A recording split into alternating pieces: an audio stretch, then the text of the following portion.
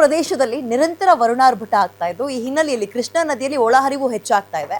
ವಿಜಯಪುರ ಜಿಲ್ಲೆಯ ನಿಡಗುಂದಿ ತಾಲೂಕಿನ ಆಲಮಟ್ಟಿಯ ಡ್ಯಾಂನಲ್ಲಿ ಸುಮಾರು 26 ಕ್ರಸ್ಟ್ ಗೇಟ್ ಮೂಲಕ ನಾರಾಯಣಪುರ ಡ್ಯಾಂಗೆ ನೀರನ್ನು ರಿಲೀಸ್ ಮಾಡಲಾಗಿದೆ. ಈ ಹಿನ್ನೆಲೆಯಲ್ಲಿ ಜಲಾಶಯದ ಕೆಳಭಾಗದಲ್ಲಿರುವ ಗ್ರಾಮಸ್ಥರಿಗೆ ನೆರೆಯ ಭೀತಿ ಶುರುವಾಗಿದೆ.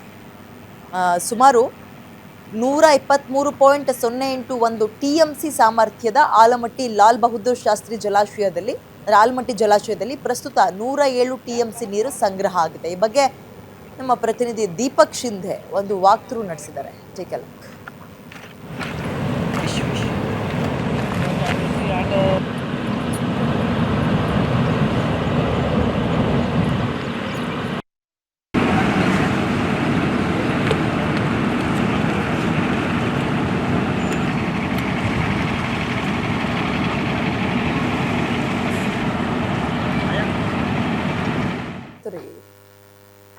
ನಮ್ಮ ಪ್ರತಿನಿಧಿ ದೀಪಕ್ ಶಿಂಧೆ ಒಂದು ವಾಕ್ ಥ್ರೂ ಮಾಡಿದ್ದಾರೆ, ಅಲ್ಲಿಂದ ನೋಡೋಣ. ಮಹಾರಾಷ್ಟ್ರದ ಪಶ್ಚಿಮ ಘಟ್ಟಗಳಲ್ಲಿ ಸುರಿತಾ ಇರುವಂತಹ ಧಾರಾಕಾರ ಮಳೆಯಿಂದಾಗಿ ಕೃಷ್ಣಾ ನದಿಯಲ್ಲಿ ಪ್ರವಾಹದ ಪರಿಸ್ಥಿತಿ ಎದುರಾಗ್ತಾ ಇರುವಂಥದ್ದು. ನಾನು ಇವತ್ತು ನಿಡಗುಂದಿಯ ಆಲ್ಮಟ್ಟಿಯ ಲಾಲ್ ಬಹದ್ದೂರ್ ಜಲಾಶಯದ ಮುಂಭಾಗದಲ್ಲಿದ್ದೀನಿ. ನೋಡ್ತಾ ಇರ್ಬೋದು, ನನ್ನ ಒಂದು ಹಿಂಭಾಗದಲ್ಲಿ ಇರುವಂತಹ ಒಂದು ಜಲಾಶಯ. ಈ ಒಂದು ಲಾಲ್ ಬಹದ್ದೂರ್ ಶಾಸ್ತ್ರಿ ಜಲಾಶಯದಿಂದ ಈಗಾಗಲೇ 2,50,000 ಕ್ಯೂಸೆಕ್ನಷ್ಟು ನೀರನ್ನು ಕೂಡ ಹೊರಹರಿವು ಬಿಡಲಾಗ್ತಾ ಇದೆ. ಜೊತೆಗೇನೆ ಏನು ಇಲ್ಲಿ ಮೀನುಗಾರಿಕೆ ನಡೀತಾ ಇತ್ತು, ಆ ಒಂದು ಮೀನುಗಾರಿಕೆಗೆ ಈಗ ಅಧಿಕಾರಿಗಳು ಕಡಿವಾಣವನ್ನು ಹಾಕಿದ್ದಾರೆ. ಯಾಕಂತಂದರೆ ಹರಿತಾ ಇರುವಂಥ ನೀರಿನ ಪ್ರಮಾಣದಲ್ಲಿ ಹೆಚ್ಚಳ ಆಗಿರುವಂಥದ್ದು.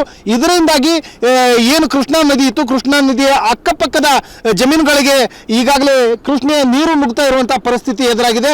ಜೊತೆಗೇನೆ ಒಂದು ಹಿನ್ನೀರಿನಿಂದ ಇರುವಂಥ ಗ್ರಾಮಗಳು ಕೂಡ ಬಾಧಿತವಾಗುವಂಥ ಪರಿಸ್ಥಿತಿ ಎದುರಾಗಿದೆ. ಹೀಗಾಗಿ ಏನು ನಾರಾಯಣಪುರ ಜಲಾಶಯ ಇದೆ, ಈ ಒಂದು ಜಲಾಶಯಕ್ಕೆ ಸುಮಾರು 2,50,000 ಕ್ಯೂಸೆಕ್ನಷ್ಟು ನೀರನ್ನು ಇಲ್ಲಿ ಅಧಿಕಾರಿಗಳು ಹರಿಬಿಟ್ಟಿದ್ದಾರೆ. ಒಟ್ಟಾರೆಯಾಗಿ ಸುರಿತಾ ಇರುವಂಥ ಧಾರಾಕಾರ ಪ್ರಮಾಣದ ಮಳೆಯಿಂದಾಗಿ ಏನು ಲಾಲ್ ಬಹದ್ದೂರ್ ಶಾಸ್ತ್ರಿ ಜಲಾಶಯ ಇದೆ, ಇಲ್ಲಿಂದ ಹೊರ ಹರಿವನ್ನು 2,50,000 ಕ್ಯೂಸೆಕ್ಸ್ಗೆ ಹೆಚ್ಚಿಸಿರುವಂಥದ್ದು. Deepak Shinde, guarantee news, Vijayapura.